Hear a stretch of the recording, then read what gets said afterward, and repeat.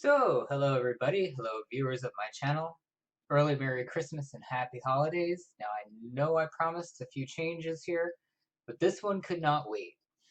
As you can imagine, after The Last Jedi, I had just all but sworn off Star Wars completely. I was really disenfranchised with what Disney was doing with Star Wars, the fact that they would hand somebody like Rian Johnson a mega blockbuster movie and what he did with it, and their unapologetic bashing of the fan base was just almost too much for me. So, as you can imagine, I was on the fence and really, really hesitant to go and see The Rise of Skywalker. Um, I will say this: ignore the reviews. The reviews are wrong. Not on everything, and I've got to warn you ahead of time. This is gonna be probably full of spoilers and warnings and positives and negatives, and you're all going to hear this. But coming from somebody who's been a lifelong Star Wars fan, go see the movie. And there's a reason for this. Now, yes, J.J. Abrams is making up for the content of two movies. So you're going to have some plot points that are sloppily wrapped up. There are some great plot points in here. It's great having that team effort from the actors, something that was abhorrently missing from The Last Jedi. Last Jedi was just not just subverting expectations, it was shitting all over the things that the groundwork that J.J. Abrams had set up for a trilogy. And I'm starting to really wonder if that was Rian Johnson's whole intent to begin with, was to just fuck somebody else's shit up. Now, for anybody who was reading the leaks that came out, unfortunately, the leaks were 100% correct. That's probably because, most notably, the one that came out of the Scandinavian Movie Ratings Association included a ton of plot points, which I think a lot of us kind of knew were coming. Of course, from the teaser trailer and everything. But what was really jarring was the fact that they kind of, boom, right out of the gate said, "Hey, Palpatine's back," and you're just like, "Wait, wait, aren't you just like totally shitting on the whole plot point of the movie?" Surprisingly, no, no. And the way they handled Palpatine's return was actually quite fucking good. What needs to be said again, and I know I'm a fucking huge stupid fanboy of his, but Adam Driver deserves an award because this time around you don't get a whiny infantile Kylo Ren. You actually get a maturely acted, well acted Kylo Ren. And Adam Driver deserves a lot of credit for being able to convey emotion through his face without words. This was possibly the best role I've seen him in. And that includes the Girls TV show. That includes his recent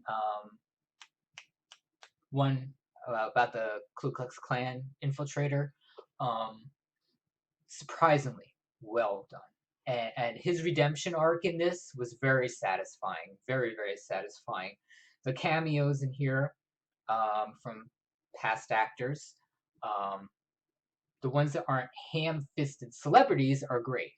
Now, this is the one thing that's bothering me is because it started with The Mandalorian and we're getting it in this too, is very obvious celebrity cameos. You had Bill Burr in The Mandalorian, you have Dominic Monaghan in this, and I'm just like, why is he there? Um, that being said, you also get the unfortunate Rogue One syndrome of introducing characters that are given no real backstory, and you know they're not going to be very relevant. The Poe romance interest, Zora, I forgot her fucking name. Um, you don't really understand the backstory with them. And it's a shame because Keira Knightley did a fucking great job. So hopefully we get a spin-off movie with her. Please. They did handle Carrie Fisher's passing with dignity. There was a redemption for Mark Hamill and Luke Skywalker, which was really fucking awesome. And you kinda understood why Rey was a Mary Sue after all. Still doesn't wishy-wash away why she knew as much as she did, why she was so force capable. Well, to a degree, it explains it because of her lineage. I'll go that far. I don't want to spoil everything for everybody. In terms of her lineage, you kind of understand why she's so connected with the Force and so intuitive. Doesn't explain everything because I never really got the sense that the Palpatine bloodline. I mean, I didn't read a lot of the source material on the Palpatine line. I will admit to being a little negligent in that term, but Ian McKellen coming back was fucking amazing. I mean, Thurman, I get his name wrong all the time. I'm stupidly excited because I'm I, I'm I'm kind of sad because JJ should have been handed all three movies.